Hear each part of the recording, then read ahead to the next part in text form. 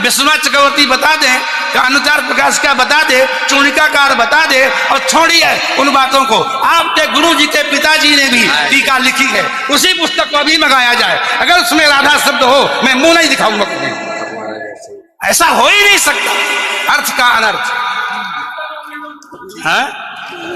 नहीं, हमको कष्ट यह है कि हमको बोलना पड़ा बीच में, क्योंकि अगर अनिरुद्धाचार्य की जगह ये बात और कोई बोलता तो मैं कतई नहीं बोलता। लेकिन अनिरुद्धाचार्य जी इस समय टीवी पर छाए हुए हैं, लाखों लोग इनको सुन रहे हैं, तो ये तो यही समझेंगे ना कि अनिरुद्धाचार्य बोल रहे हैं। इसलिए आपके द्वारा कोई अपशब्द नहीं निकलना चाहिए। मैं आपसे वंदन करता हूं, कभी कोई अनर्थ करना हो तो विचार करके करिए। मैं और कोई बात नहीं, सबको क्षमा मांगता हूं। भागवत जी के अष्टम स्कंद के 10वें अध्याय में लोग कहते हैं भागवत जी में राधा का नाम नहीं है, राधा का नाम नहीं है। ये लोग गलत कहते हैं, जो भी कहता है गलत कहते हैं। लिखा हुआ है, मैं आपको श्लोक दिखा रहा हूं।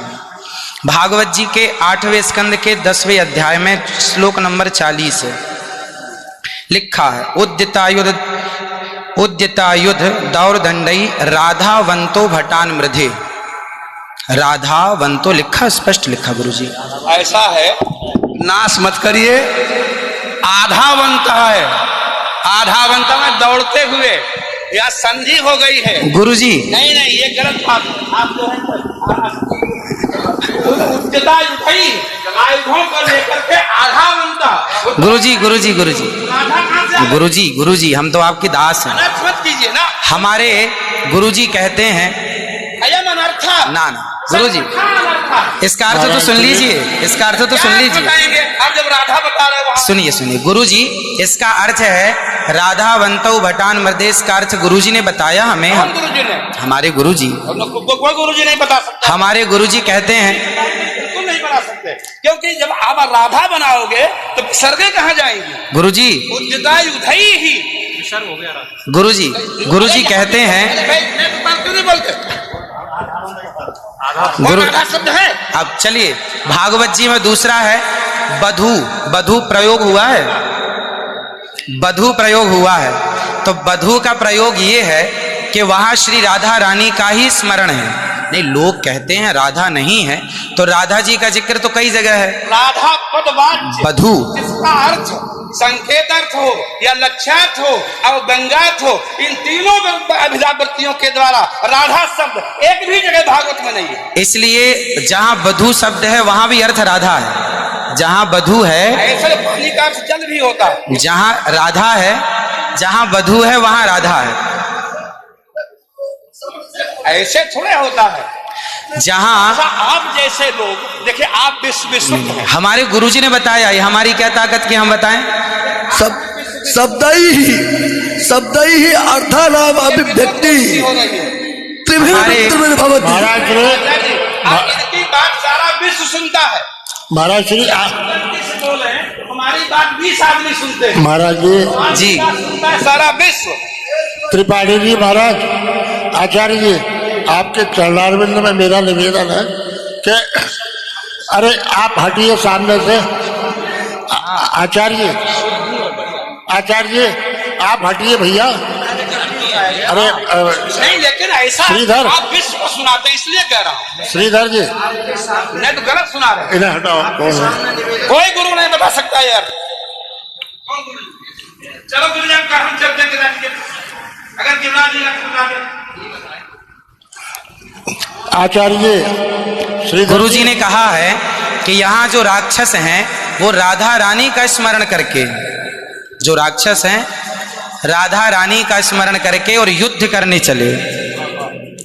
जो राक्षस हैं भटान मृधे जो है, गुरुजी ने बताया कि जो राक्षस लोग हैं वो किसका स्मरण करके युद्ध करने चले?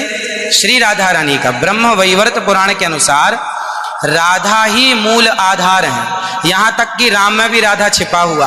आप राम का अर्थ समझिए, राम मतलब राधा, माँ मतलब माधव, दोनों का एक अक्ष है, तो राम हो गए। ये बातें स्वीकार है, लेकिन और जैसे बधू, जैसे आपने कहा कि राधा जी भगवान श्री कृष्ण ने अपने कहा आओ मेरे कंधे पर बैठ जाओ, तो किसको, कौन है वहां पर?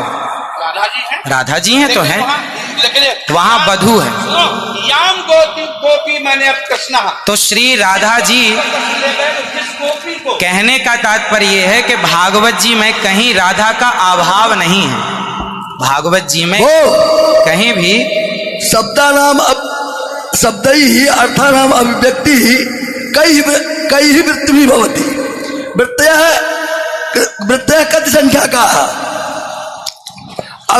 अविदावृत्त्या लक्षणावृत्त्या व्यंजनावृत्त्या शब्दानाम अर्थस्य अभिव्यक्तिर्भवति। अस्ति कश्चन विद्वान् वक्तुं शक्नोति। महाराज जी, आप दोनों के पावन चरणारविंद में मैं हाथ जोड़ करके निवेदन करता हूँ, मेरी बात सुन लीजिए। नहीं, आप तो गुरुजन हैं, गुरुजन हैं, आप ही तो सिखाएंगे। मैं कह रहा हूँ अर्थ का अनर्थ क्यों सभा में करते हैं लोग। तुम पूरे विश्व को सुनाते हो। गुरुजी, जो मेरे गुरुजी ने सिखाया वो मैं बोल रहा हूँ। सिखा ही नहीं सकते, आप अशुद्ध बोल रहे हैं बात। अभी श्री राधा और माधव जो राम नाम है, जो भागवत जी का अर्थ है। अब कोई पूछे कि राधा का अर्थ क्या है, तो राधा का अर्थ ही कृष्ण है, वो कृष्ण का अर्थ ही राधा है। तो राधा ही कृष्ण है और कृष्ण ही राधा है। कुल मिलाकर कहने का अर्थ ये है, गुरुजन ये कहते हैं कि प्रत्येक श्लोक कृष्ण है और प्रत्येक भागवत जी के 18,000 श्लोक, प्रत्येक श्लोक कृष्ण है और श्लोक का प्रत्येक अर्थ श्री राधा है। प्रत्येक श्लोक श्री कृष्ण है और श्लोक का प्रत्येक श्लोक का अर्थ श्री राधा है। तो ये सब भाव ही तो है, राधा ना वो भाव सब भाव है। भाव का भूखा हूं मैं, भाव ही एक सार है, और भाव से भजले मुझे तो भव से बेड़ा पार है। सभी विद्वानों के चरणों में दास का बारंबार नमन। सबको जय श्रीमन नारायण, जय श्री कृष्ण। 2 मिनट कीर्तन कर ले। 1 मिनट रुको, मैं सबसे क्षमा मांगता हूँ। मेरा अनिरुद्धाचार्य के प्रति बड़ी श्रद्धा भाव है, बड़ा आदर है, लेकिन इनकी वाणी चूंकि पूरा विश्व सुन रहा है, ये चैनलों पर आते हैं। भाव जगत में हम कुछ भी कहें, लेकिन जब हम ये कहते हैं ये शब्द में लिखा है, तो वहां पर शब्द और अर्थ का संयोग, क्योंकि गिरा अर्थ जल शब्द बोध्यो व्यनक्ति अर्था शब्दोप्यर्थांतराश्रय एकत्व व्यंजकत्वे तद अन्य से सहकारिता। ऐसा हो ही नहीं सकता कि कोई अर्थ प्रकट हो और उसके मूल में शब्द न हो। वहां संधि है, मैंने आयुध ही आयुधों से युक्त होकर मैंने गदा तलवार तीर लेकर के वो राक्षस आधा बनता दौड़े मारने के लिए। शुद्ध यही अर्थ है।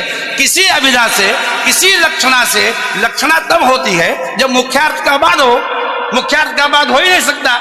सीधा स्वामी बता दें, विश्वनाथ चक्रवर्ती बता दें, अनुचार प्रकाश का बता दे, चूड़िकाकार बता दे, और छोड़िए उन बातों को। आपके गुरु जी के पिताजी ने भी टीका लिखी है, उसी पुस्तक को अभी मंगाया जाए। अगर उसमें राधा शब्द हो, मैं मुंह नहीं दिखाऊंगा कभी।